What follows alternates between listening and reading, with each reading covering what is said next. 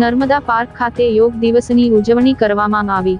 500મી વધુ લોકોએ ભાગ લીધો. 11મા આંતરરાષ્ટ્રીય યોગ દિવસ 2025ની ઉજવણી 33 જિલ્લામાં થવાની છે. તેમાં ભરૂચમાં નર્મદા પાર્કના પ્રાંગણમાં બ્રહ્મ મુહૂર્તમાં 5:30મી 8:30 દરમિયાન ભરૂચના ચેરમેન શિશપાલજી અને કોર્ડિનેટર ભાવિની ઠાકર, કોચ બિનીતાના માર્ગદર્શન હેઠળ યોગ દિવસ ઉજવણીના કાર્યક્રમનું આયોજન કરવામાં આવ્યું હતું. સ્વસ્થ રોગ મુક્ત ગુજરાત અભિયાન અંતર્ગત ભરૂચમાં કાઉન્ટડાઉનનો કાર્યક્રમ કરવામાં આવ્યો હતો, જેમાં 500મી વધુ લોકોએ ભાગ લીધો હતો.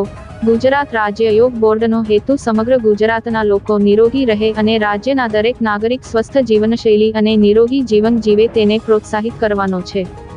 ગુજરાત રાજ્ય યોગ બોર્ડના ઝોનલ કોર્ડિનેટર રાજેશભાઈ પંચાલ દ્વારા શિબિરનું સંચાલન કરવામાં આવ્યું હતું.